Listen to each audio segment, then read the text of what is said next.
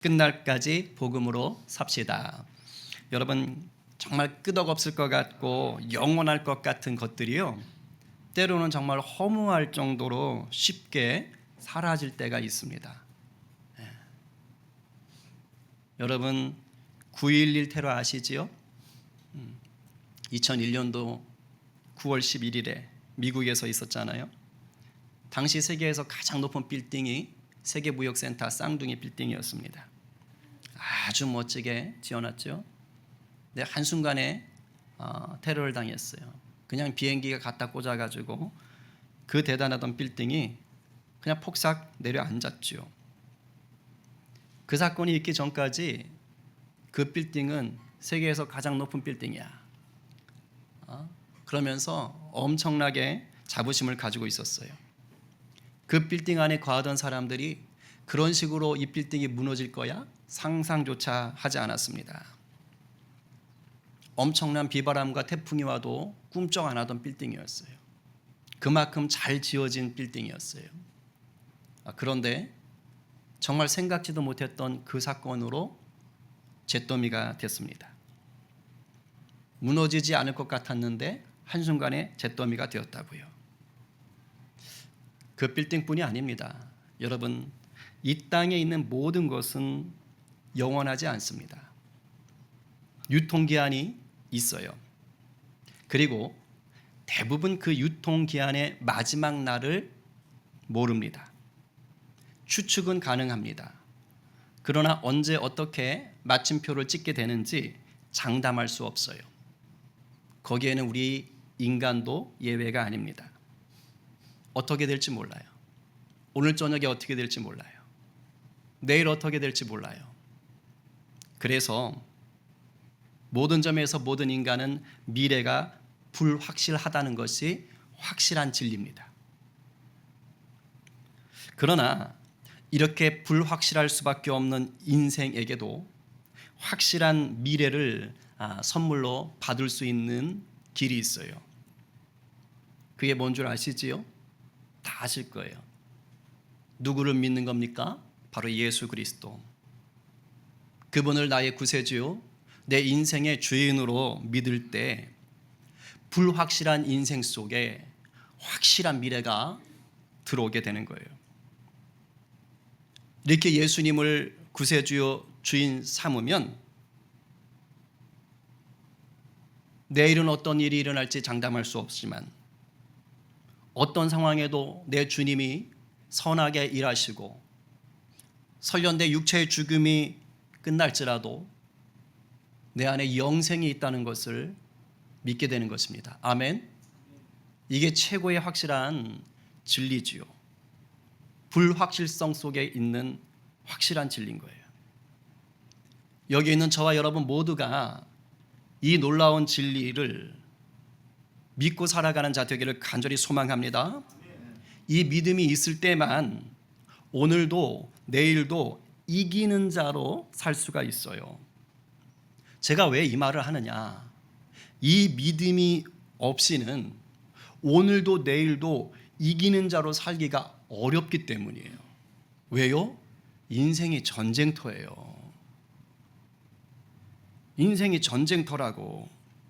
러시아나 우크라이나 이스라엘 헤즈볼라만 그런 게 아니에요. 저나 여러분의 삶도 전쟁터예요.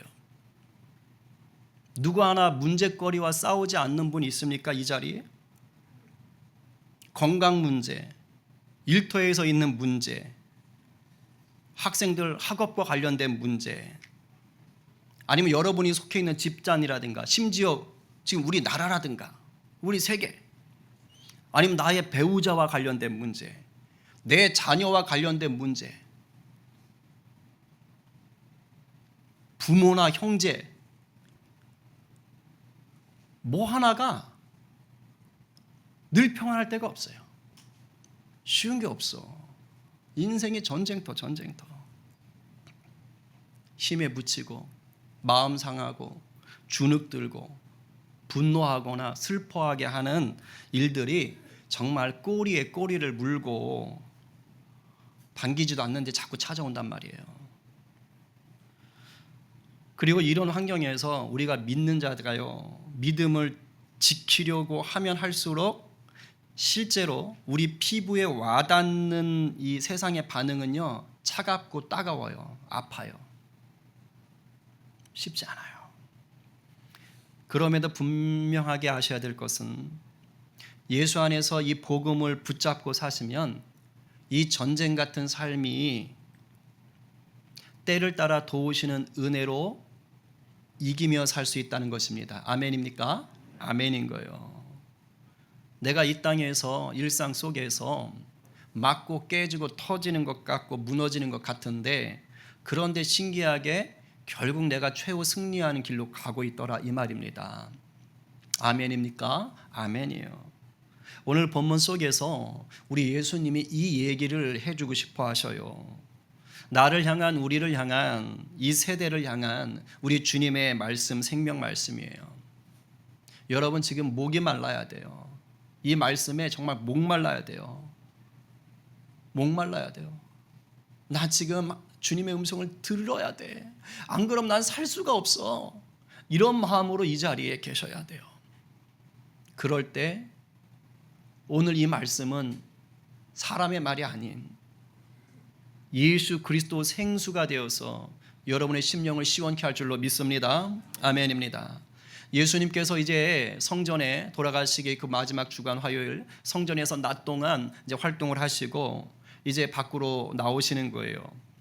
밖으로 나오는데 제자 중에 한 명이 그 성전을 보면서 예수님께 이렇게 얘기를 하는 거예요. 와우!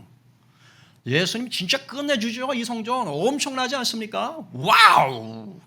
하면서 그 성전의 웅장함과 아름다움을 감탄하면서 뭔가 예수님도 좀 맞장구 쳐주길 바라면서 그렇게 원더풀, 와우 하면서 지금 얘기를 했습니다.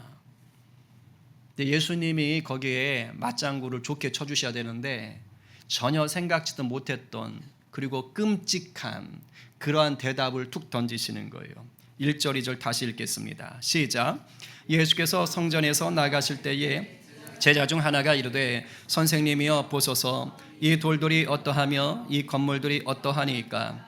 예수께서 이르시되 네가 이 큰 건물들을 보느냐. 돌 하나도 돌 위에 남지 않고 다 무너뜨려지리라 하시니라. 이거 지금 상상할 수 없는 얘기를 하신 거예요. 쌍둥이 빌딩 무너져 한 거 아무도 믿지 않는 거하고 똑같은 거예요. 왜냐하면 지금 이 제자가 얘기하는 이 그 성전은 헤롯 대왕, 예수님 죽이려고 했던 그 헤롯 대왕이 아주 웅장하고 아주 아름답게 재건축을 하고 있는 건축물이에요. 그러니까 지금 제자들이 예수님이 보고 있는 그 성전은요, 이미 50년 전부터 공사를 하고 있는 거예요. 근데 아직도 안 끝났어. 약 50년 전부터 공사를 하는데 아직도 안 끝났어요. 헤롯 대왕이요, 이게 유대인 피가 아닌 거예요. 이둠의 이방인 피예요. 그래서 늘 아킬레스건이 있어요. 나는 유대인이 아니야. 그래서 유대인의 환심을 사고 싶었단 말이죠.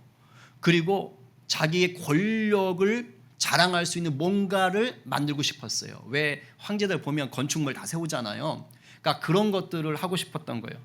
근데 가만 보니까 유대인들이 성전에 대해서 특별해. 아주 성전에 목숨을 걸어. 그러니까 그걸 딱 아는 거예요.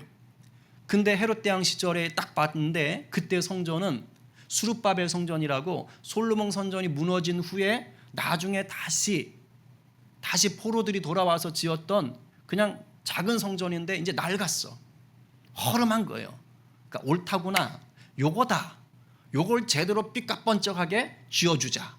그러면 나를 좋아하겠지? 그래가지고 헤롯 대왕이요, 자기가 이제 건축을 시작하기 시작한 거예요. 그래서 정말 엄청 멋지게 짓는 거예요. 그래서 건축을 시작한 지 기본적인 것은 9년에 끝났대요. 한 9년 정도 지나서 끝났지만 여기저기 디테일하게 공사하는 것은요 한참이 걸렸어요. 그러니까 64년 동안 지었다고 그래요. 건축물을. 엄청난 거죠. 그러니까 기원 후 64년까지.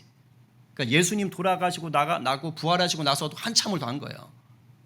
거의 뭐 30년 가까이. 그러니까 80년이 넘는 기간 동안을 뭐 한 거예요? 건축물을 지었던 거예요. 자, 그러니 허투루 지었을 수가 없겠죠. 엄청 신경 많이 썼죠. 그 크기가 예루살렘 전체 도시의 6분의 1 크기였대요. 일단 수도의 6분의 1이 성전이야. 그러니까 그 정도로 지은 거예요. 사도행전 시기에 그 시기, 그 제자들이 활동하던 시기에 살아 있었던 유대의 역사가가 있습니다. 그 사람이 남긴 문헌이 지금 모든 신학자들이 아주 중요하게 여기는 자료예요. 성경 이외의 그 시대를 볼 수 있는 아주 중요한 자료인데, 요세푸스라는 사람이 기록을 남겼는데 헤롯 성전에 대해서 이렇게 표현을 했어요. 정면에서 보는 성전의 외양은 사람들의 마음이나 눈을 놀라게 하기에 충분했다. 그것의 모든 지붕은 엄청난 무게의 금판으로 덮여 있었다. 금판. 그리하여 태양이 떠오르자 매우 번쩍이는 광채를 반사했다. 벌써 딱 아시겠죠? 어떤 느낌인지. 그래서 그것을 바라보는 사람들은 마치 태양 광선 자체를 볼 때에 행동하는 것처럼 눈을 다른 곳으로 돌려야 했다. 너무 눈부시니까 못 보는 거예요. 그만큼 아름답게 휘황찬란하게 지었다는 거예요. 거기다가 그 성전을 짓기 위해 사용한 돌인데, 그 돌의 크기를 지금 뭐 이렇게 따져보니까 어떤 거는 가로 11m, 세로가 5m, 두께가 3m. 대충 따져보세요. 우리 교회 대충 크기로. 그러니까 그런 돌로 쌓아놓은 거예요. 그러니 그게 무너지겠어요? 안 무너져요. 우리 교회 앞에 축대 쌓았던 그 대리석 같은 거, 그러니까 그런 것들 꽤 큰 거 밑에 묻혀 있거든요. 근데 그런 것들 막 2-3개짜리를 박아놓은 거예요. 저 축대 공사할 때인지 저거 안 무너진다 그러더라고요. 자리를 딱 잡아가지고. 그러니까 무너질 리가 없는 거예요. 지금 그런 성전을 보고 있는 거예요. 그러니 제자가 딱 봤을 때 와우, 눈이 부셔요. 진짜 대단하지 않아요, 예수님? 와우. 왜냐하면 이게 예수님을 하나님의 아들이라고 예수님이 하셨잖아요. 그리고 성전은 하나님이 임재하시는 곳이니까 나름 뭔가 아부성 발언을 한 것 같기도 해. 제가 볼 때는. 그래서 얘기를 한 거예요. 그런 성전이 감히 어떻게 무너진다고 생각을 하겠어요, 누군들. 근데 예수님이 거기다 대고 야, 저거 돌 위에 돌 하나도 안 남어. 그러니까 다 무너진다는 거예요. 이거 다 무너질 거야. 그렇게 얘기하신 거예요. 이거 악담하신 게 아니고 예언하신 거예요. 실제로 64년에 완공됐거든요. 그런데 70년에 유대인들이 로마에 대항해서 전쟁을 일으켜요. 유대 전쟁. 그때 로마에서 티토 장군이 와가지고요, 싹 쓸어버릴 때 성전을 무너뜨려 버려요. 학자들 말로는 남긴 남아있대요. 지금 이스라엘의 통곡의 벽이라고 하는 게 그때 성전의 일부라고 그렇게 얘기를 합니다. 그러니까 실제로 예수님 말씀대로 돼버린 거예요. 그러니까 이제 이 얘기를 하시니까 같이 가던 제자들 중에 몇 사람은 좀 마음이 걸렸던 것 같아요. 그래서 성전을 나오면 바로 앞에 이제 감람산이 있거든요. 그래서 그 산에 올라가 가지고 이제 저녁 무렵이겠죠. 성전이 잘 내려다 보이는 곳이에요. 거기 앉아 있을 때 그 마음에 걸렸던 제자 4명이 와서 묻는 거예요. 3절과 4절 시작. 예수께서 감람산에서 성전을 마주 대하여 앉으셨을 때에 베드로와 야고보와 요한과 안드레가 조용히 묻되 우리에게 이르소서 어느 때에 이런 일이 있겠사오며 이 모든 일이 이루어지려 할 때에 무슨 징조가 있으오리까. 베드로, 요한, 야고보, 안드레, 일명 예수님의 최측근이라고 할 수 있죠. 최측근답게 예수님의 말씀을 주의 깊게 들었던 것 같아요. 유대인들에게 성전은 하나님의 임재라 그랬죠. 그러니까 성전이 무너진다, 이건 무슨 뜻이에요? 하나님이 떠나신다라는 뜻이에요. 그야말로 끝장이구나, 그야말로 멸망이구나, 그야말로 심판이구나 라고 생각하는 거예요. 그냥 단순한 건물 무너지는 게 아니었다고요. 그러니까 그 마음이 왔던 거예요. 그러니까 이 4명의 제자들이 몹시 두려웠던 것 같아요. 그래서 예수님께 나와서 그 때와 징조를 묻는 거예요. 성전이 무너진다고 했으니 언제 무너집니까? 뭐 무너질 때 어떤 징조라도 좀 있을까요? 라고 물어보는 겁니다. 근데 예수님께서 이에 대해서 때나 징조를 정확하게 말씀하지 않습니다. 대신에 이렇게 말하는 거예요. 가깝게는 그 유대인의 멸망이 있을 것이고 제자들이 환난을 당할 것이고 그 다음에 최후의 심판이 올 건데 그 전에 세상은 흉흉할 것이다. 그러다 최후 심판이 올 것이고 예수님이 재림하게 될 것이다. 이런 얘기를 하시는 거예요. 그러니까 이걸 다 합치면 뭐예요? 종말. 종말에 대한 이야기를 하시는 거예요. 그러니까 이게 지금 굉장히 중요한 겁니다. 예수님의 그 일주일, 마지막 일주일 속에 이게 마지막 묵시라 그러는 거예요. 굉장히 중요한 거예요. 예수님이 말씀하신 마지막 때, 종말의 때를 얘기하고 있는 거예요. 근데 신학에서는 이 종말을 길게 잡습니다. 예수님이 오시면서부터가 종말이에요. 그러니까 지금 우리는 뭐 하는 거예요? 종말의 때를 살고 있어요. 그 중에 어느 때를 살고 있는 거예요. 그리고 우리가 하루하루 살수록 뭐가 가까워져요? 지금 예수님이 이 말씀 속에 얘기하시는 13장에 얘기하시는 최후의 심판날, 우리에겐 영생의 문이 열리는 날이 점점점 가까워지고 있는 거예요.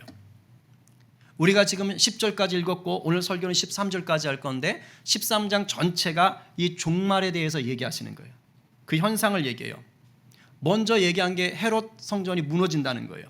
세상에 그 어떤 것도 아무리 웅장하고 아무리 튼튼하고 아무리 화려해도 영원하지 않다라고 예수님이 딱 먼저 얘기하시는 거예요. 그러면서 우리 믿는 자들이 어떠한 태도로, 즉 저와 여러분이 이 종말할 때 어떻게 살아가야 되는지를 성경에 먼저 제자들에게 얘기를 해 주셨어요.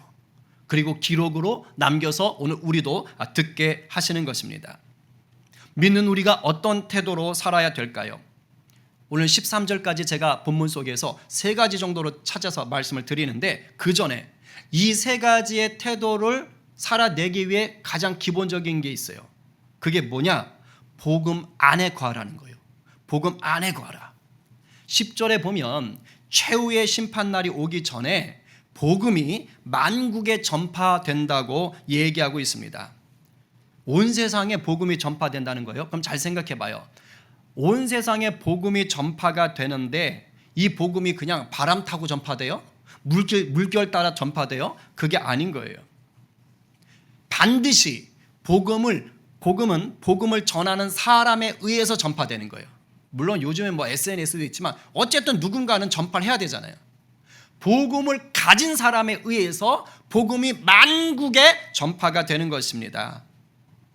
그러니까 기본적으로 믿음을 가진 사람, 이 복음을 전하는 믿음을 가진 사람이 복음을 갖고 있는 거예요.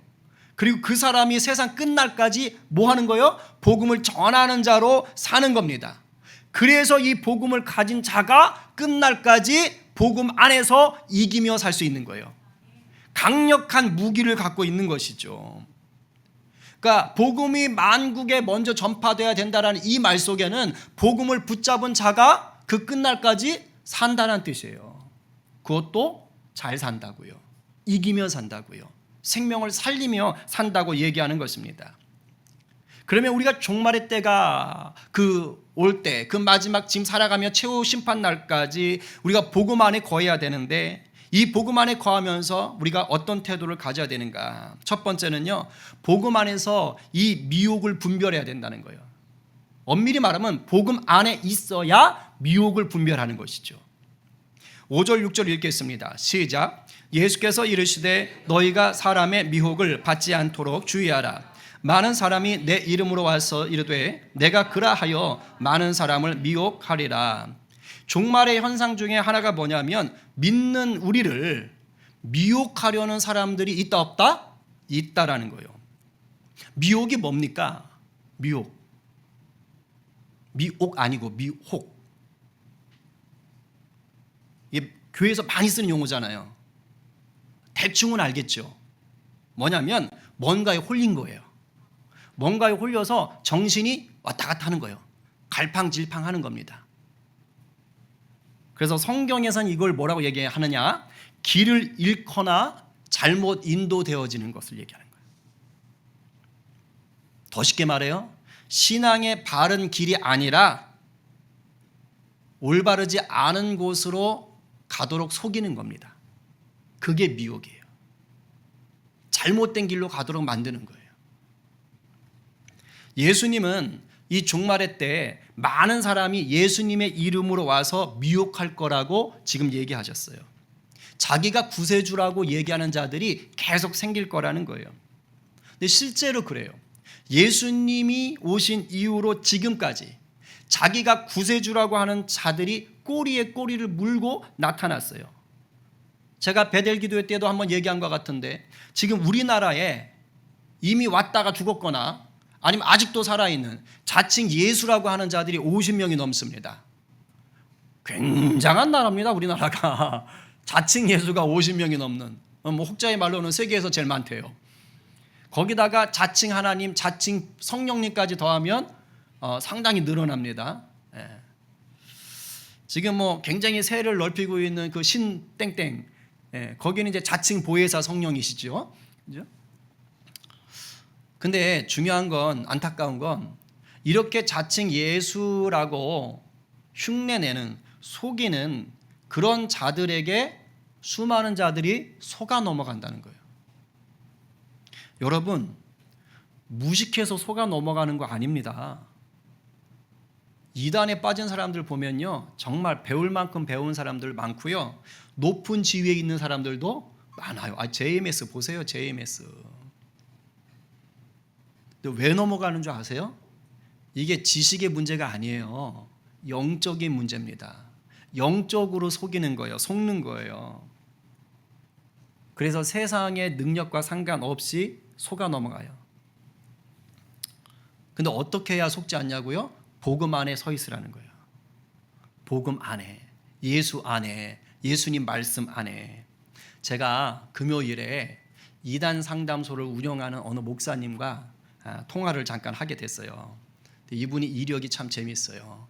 보통은 이단 상담소를 운영하면 그냥 정통 교단, 올바른 교단에서 그쪽을 공부해요. 이단들을 공부하고 이제 운영하시는 분인데, 간혹 이단에 빠졌다가 나오셔서 하시는 분이 있거든요. 근데 이분이 그 케이스예요. 이분은 제7일 안식일 예수 재림교, 우리가 보통 제7일 안식일교라고 하죠. 거기에 있다가 나오신 분인데, 그냥 있다가 나온 게 아니고 거의 20년 동안 거기서 목사를 하던 분이에요.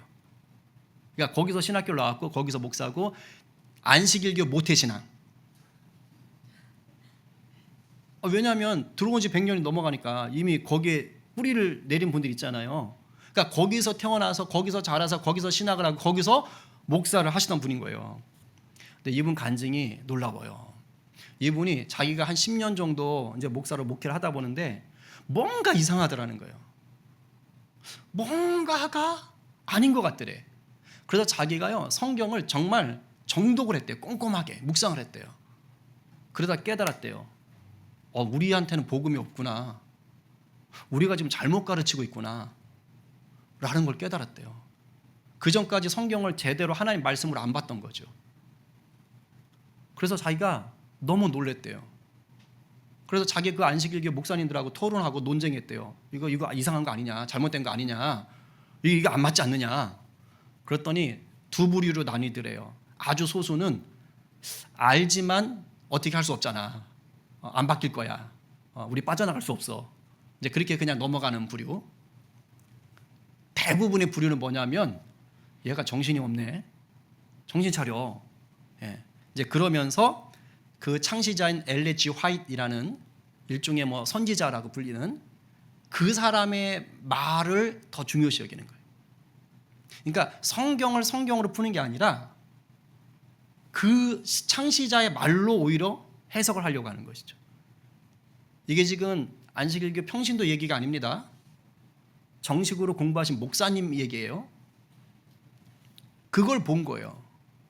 그래서 그분이 이런 얘기를 하더라고요. 그래서 자기가 나머지 9년 동안은 그 안식일교 안에서 복음을 전했대요. 잘못된 걸 깨닫고. 근데 그거 아세요? 그 안에도 정말 예수를 잘 믿으려고 하는 분들이 있는 거예요. 그래서 자기가 복음을 전하니까 반응을 하는 분들이 있더래요. 그래서 찾아온대요. 그래서 빨리 나가라고. 내보냈다는 거 아니에요. 근데 그러다가 때가 돼서 자기가 이제 나올 수밖에 없는 때가 돼서 나왔대요.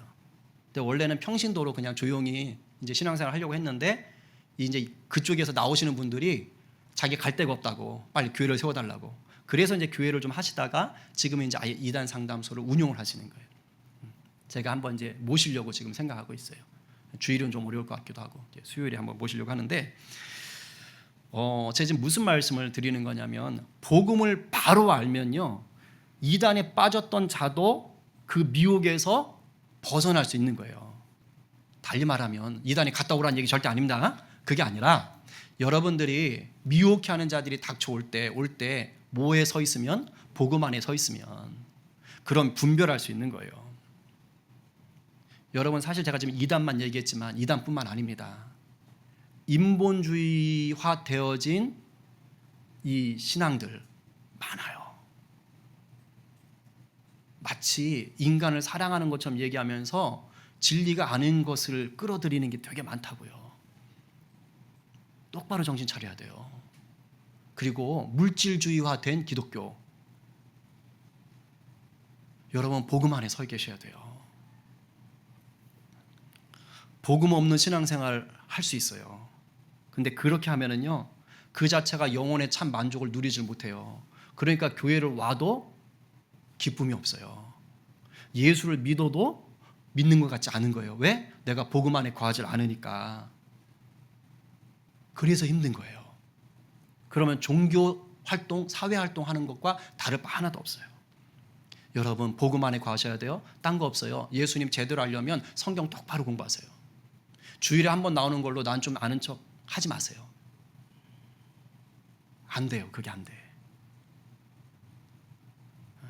성경을 집에서 부지런히 읽으시고 안 되면 제가 또 이렇게 성경 개간반 뭐 하잖아요.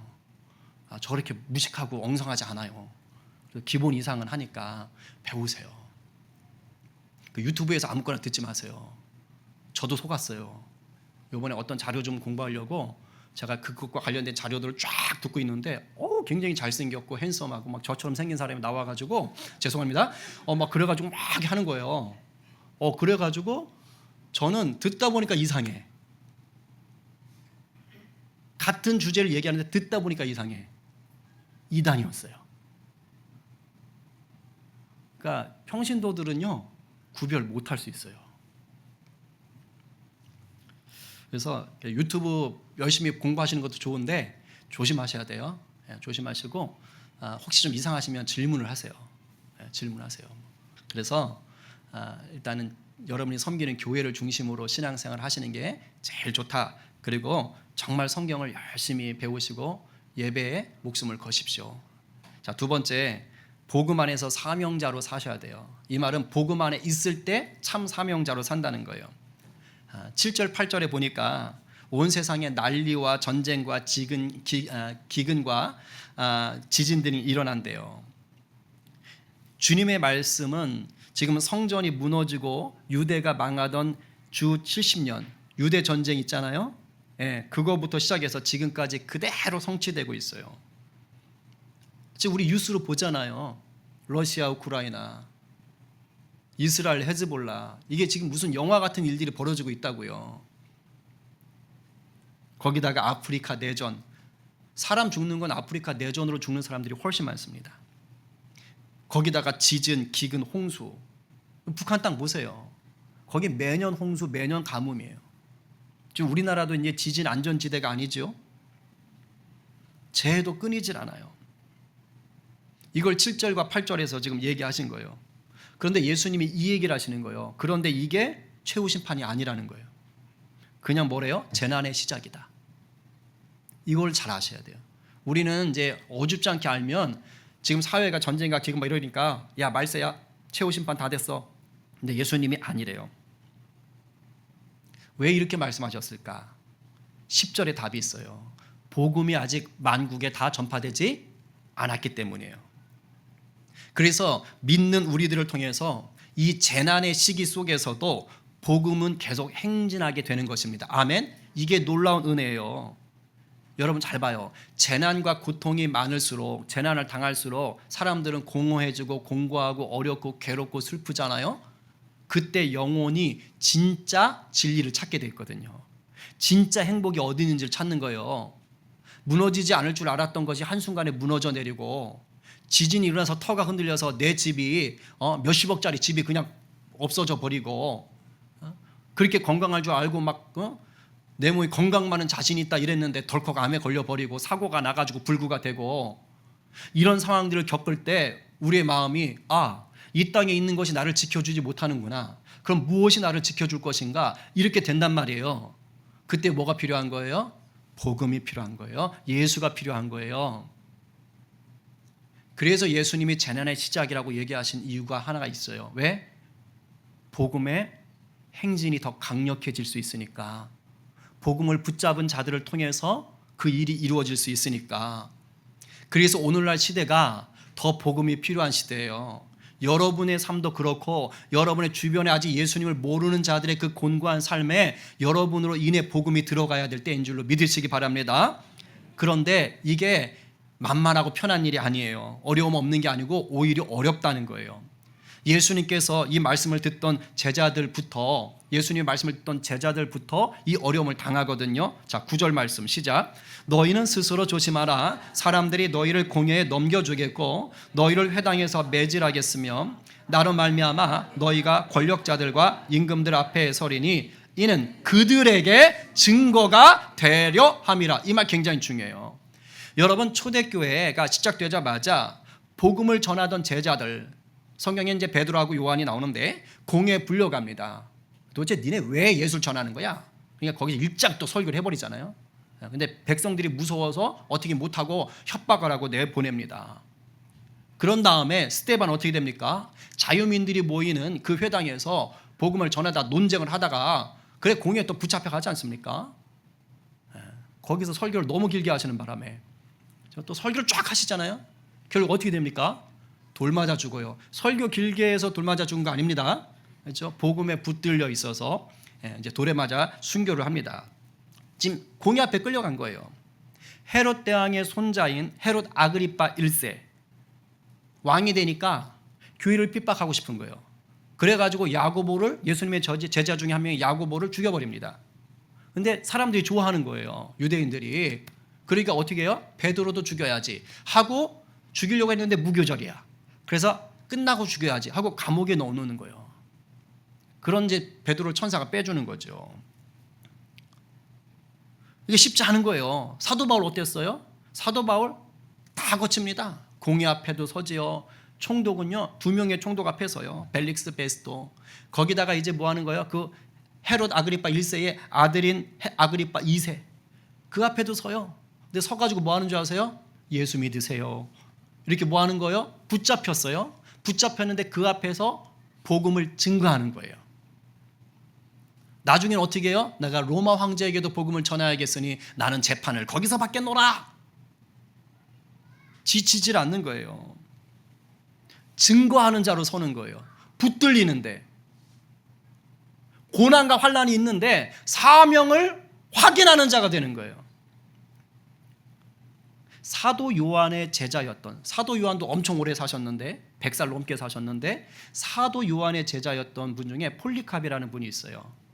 156년에 폴리캅이 서머나에서 요한계시록에 나온 7교회 중에 하나지요. 칭찬 들었던 교회인데 그 서머나 교회에서 담임 목사님으로 하고 있는데 핍박이 닥쳤어요. 박해가 닥친 거예요.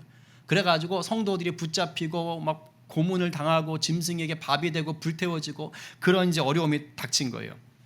그때 그 지역의 총독이 이제 폴리캅을 붙잡았어요. 그런데 이 지도자를 회유시키자. 그러면 수많은 크리스찬들이 다 돌아올 것이다. 그래가지고 회유를 시키기로 합니다. 그래서 이렇게 말해요. 야, 너 폴리캅 로마 황제 가이사를 신이라고 인정해. 그리고 그를 위해서 제사를 지내자. 그러면 살려줄게. 이렇게 얘기를 합니다. 그랬더니 폴리캅이 이렇게 말을 해요. 나는 86년 동안 그분을 섬기며 살았으나 그분은 단 한 번도 나에게 해를 끼친 적이 없소. 그런데 내가 어떻게 나를 구원하신 나의 왕을 모독할 수 있겠습니까? 라고 대놓고 뭐 한 거예요? 증거하는 거죠. 증거. 그러자 총독이 협박합니까? 너 마음을 바꾸지 않으면 불태워 죽일 거야.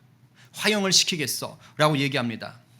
그러니까 폴리캅이 너무도 위대한 말을 합니다. 이렇게 말해요. 당신은 잠시 타오르다가 곧 꺼져버리는 불로 나를 위협할 뿐이다. 그런데 너는 장차 악인을 위해 예비된 영원한 불구덩이, 영원한 형벌을 모르고 있구나. 정신 차려. 누가 더 손해게? 이렇게 지금 말하고 있는 거예요. 그래서 이 사람은요, 폴리카본요, 자기가 화형 당하기 전에 묵지도 않았어요. 주께서 견딜 힘을 주신다고. 그렇게 화형을 당했습니다. 그렇게 순교를 한 거예요. 이분의 믿음의 고백은 수많은 거기에 있던 경기장에 있던 이방인들에게 뭐가 됐어요? 복음의 증거가 된 거예요. 야, 저렇게까지 믿는 거면은 진짜 신을 믿는 거 아니야? 이런 도전을 준 거예요. 북한 땅에서도 그런 일들이 벌어지는 것이죠. 그리고 믿음이 흔들리던 수많은 크리스찬들이 바로 폴리캅의 그 위대한 고백, 그 신앙의 고백, 그 증거가 자기들에게 뭐가 된 거예요? 복음의 능력으로 다가오는 거예요. 여러분, 종말의 시대인 지금은 환경적인 유혹과 어려움이 많은 시대입니다. 우리나라는 물리적 핍박과 박해가 아직은 없어요. 근데 앞으로는 있을 수도 있어요. 좀 조짐이 보이긴 하는데 아마 제가 설교하다가 붙잡혀 갈 수도 있어요. 우리나라는 핍박과 박해가 아직은 없는데 대신 뭐가 있느냐? 우리 성도들의 생활의 염려. 아까 말했죠. 사는 게 전쟁터라고. 생활의 염려, 문화의 압박이 우리들의 사명을 막 흔들어댑니다. 그래서 사명을 지키려면 복음 안에 굳게 서야 돼요. 복음 안에 힘써 거해야 우리 주님이 우리에게 빛과 소금의 사명을 맡긴 것을 잘 감당할 수가 있습니다. 여러분, 더 복음 앞에 굳게 서서 사명자로 살아가기를 간절히 축복합니다. 아멘이요. 안 그러면 정말 교회 다니고 예수 믿지만 맨날 생활에 묶여 있어요. 자식에 묶이고 돈에 묶이고 건강에 묶이고 뭐 이런 거에 묶여만 살아요. 끙끙거리며 산다고요. 그래도 천국은 가겠죠. 예수 믿으니까. 이왕 갈 거 신나게 가자고요. 사명 감당하다 가시기를 간절히 축복합니다. 마지막으로 셋째, 복음 안에서 성령의 능력으로 승리할 수 있어요. 그러니까 복음 안에 있어야 우리가 성령의 능력으로 승리하는 것입니다. 9절에서도 언급했는데 종말의 시대에는 믿는 자에게 고난이 따른다 그랬어요. 예수 믿는 것 때문에 배신당하고 미움당하고 자존심 상하고 수치를 당할 수가 있습니다. 아마 지금 여러분들 중에도 그런 분들이 계실 수 있어요. 특히 믿지 않는 가정에서는 조금 이런 부분들이 있을 수 있어요. 그런데 우리가 복음 안에 딱 거하지 않잖아요. 그러면 이런 일을 당할 때 감정의 노예가 돼요. 붙들려요. 그래서 내 생각과 말과 행동이요 본능 따라갑니다. 욱 하는 거예요. 욱. 그리고 무너져 내리고. 그러면 나도 무너지고 남도 무너뜨리기가 쉽습니다. 그런데 내가 복음 안에 딱 버티고 있잖아요. 그러면 성령께서 나를 강권적으로 붙잡아 주십니다. 아멘? 아멘이에요. 우리의 생각과 우리의 말과 우리의 행동을 붙잡아 주시는 거예요. 그래서 그 어떠한 고난 속에서도 끝까지 견디게 하시는 거예요. 그리고 13절에 말하듯이 마침내 구원의 완성. 그래서 구원을 얻는다라는 것은 구원의 완성을 말하는 거예요. 그 구원의 완성에 이르게 하시는 거예요. 읽어봅니다. 시작. 사람들이 너희를 끌어다가 넘겨줄 때에 무슨 말을 할까 미리 염려하지 말고 무엇이든지 그때에 너희에게 주시는 그 말을 하라. 말하는 이는 너희가 아니요 성령이시니라. 형제가 형제를 아버지가 자식을 죽는 데에 내주며 자식들이 부모를 대적하여 죽게 하리라. 또 너희가 내 이름으로 말미암아 모든 사람에게 미움을 받을 것이나 끝까지 견디는 자는 구원을 받으리라. 여러분, 가족, 친구, 이웃, 동료들에게 이제 배신을 당하는데 제가 우리나라 상황을 보니까 이래요. 꼭 믿지 않는 사람들에게서만 당하는 게 아니더라고요. 오히려 우리나라 같은 경우는 종종 항상 있는 건 아닌데 믿는 집안에서 믿는 집인데 그 믿는 집에서 믿음 때문에 고난을 당해요. 이런 경우가 적지 않아요. 왜 그런 줄 아세요? 믿음의 깊이가 달라요. 믿음의 색깔도 조금씩 다르고 그러니까 서로가 믿는데 믿는 집인데도 서로가 서로를 믿음을 이해를 못해. 이제 간 믿은 사람이 있고 정말 뜨겁게 믿는 사람이 한 가족 중에 있을 수 있잖아요. 그러니까 서로 이해를 못하는 거예요. 꼭 그런 식으로 예수를 믿어야겠어? 그냥 좀 편하게 믿으면 안 돼? 뭐 이런 식으로 한다든가 그런 집들도 많이 있단 말입니다. 그러니까 이제 이게 막 서로 막 감당을 못해. 그러니까 실제로 어떤 장로님, 권사님 자제가 아프리카 선교 간다니까 권사님과 장로님이 금식하면서 주님께 매달렸대잖아요. 못 가게 해달라고 막아달라고. 이런 일이 진짜 일어난다니까. 장로님 딸이 믿지 않는 남자랑 결혼한다니까 인연을 끊어버리잖아요. 나가! 너 내 딸 아니야. 막 이렇게 되는 일들이 벌어지는 거예요. 근데 저는 이게 과정이라고 봐요. 그 집에, 그 가족의 그 가정 속에 있는 과정, 믿음의 과정, 완성되어져 가는 과정, 성숙해 가는 과정이라고 봅니다. 근데 그 속에 뭐가 있어요? 충돌이 있는 거예요. 영적인 충돌이 있는 거예요. 이때 복음 안에 딱 버텨 있지 않으면 어떻게 돼요? 힘들어지는 거예요. 그리고 차라리 내가 예수 믿고요, 신앙생활 하는데 안 믿는 사람들한테 핍박을 당하면 프라이드라도 있어요. 프라이드. 야, 내가 그래도 확실히 믿긴 믿나 보다. 그래, 믿지 않는 자들이 공격해봐라. 예수의 이름으로 내가 버티겠다. 이런 자부심이라도 생긴다고요. 뭔가 좀 이렇게 내가 믿는 것 같고. 그런데 이건 믿지 않는 사람이 아니라 믿는 자인데 나를 핍박해. 이제 그러면요 힘들어요. 이게 내가 믿는 게 제대로 믿는 게 맞나? 저 사람이 맞나? 내가 맞나? 예수님이 계신 게 맞나? 막 이런 일들이 벌어진다니까요. 이게 쉽지 않은 거예요. 이럴 때일수록 더 뭘 잡아야 돼요? 복음. 복음을 붙잡으세요. 모든 크리스찬들은, 사람으로서 크리스찬은 다 불완전해요. 누가 절대 기준이 될 수가 없습니다. 그리고 다 과정 가운데 있어요. 성장하는 가운데 있는 거예요. 그러니 복음 안에 서세요. 절대 사랑이 되시고 절대 용서가 되시며 절대 피난처요, 절대 반석이 되시는 예수 그리스도를 붙잡으시기를 간절히 바랍니다. 미국에서 있었던 일인데 어느 한인교회 목사님이 이게 모함을 당한 거예요. 성도한테. 한 자매 성도가 임신했는데 저 목사님이 저렇게 했다고. 자기도 사실은 다급해서 던진 말인데 이게 이제 소문이 된 거예요. 그래가지고 쫓겨나게 생긴 거예요. 그러니까 이 목사님 얼마나 황당하겠어요. 어저께까지 그렇게 사랑하던 성도들인데 이제 막 자기를 짐승처럼 쳐다보고 비난과 그 눈초리로 쳐다보는 너무 괴롭더래요. 그리고 자기를 그렇게 모함한 그 성도가 와 너무너무 밉고 막 진짜 너무 억울하고 막 그렇다는 거예요. 분하고. 근데 그 목사님이 인간적으로 팍 그 생각이 들더래요.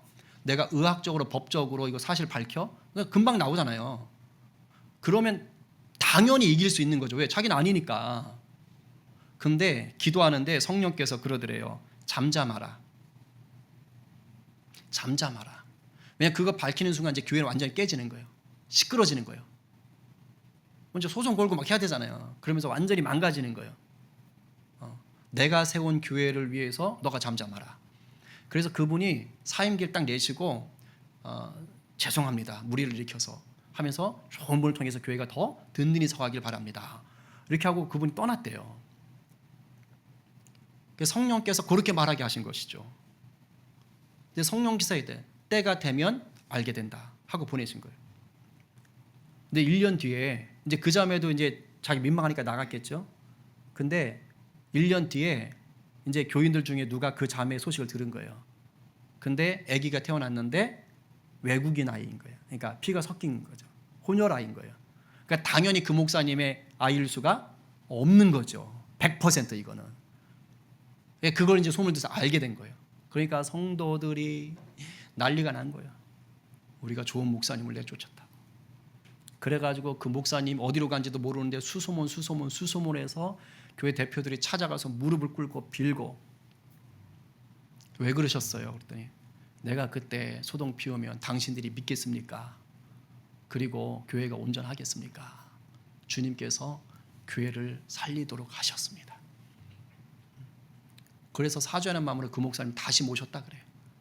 그래서 더 교회가 더 든든히 섰다라는 얘기를 들었던 적이 있어요. 여러 가지 부딪히는 문제 많습니다.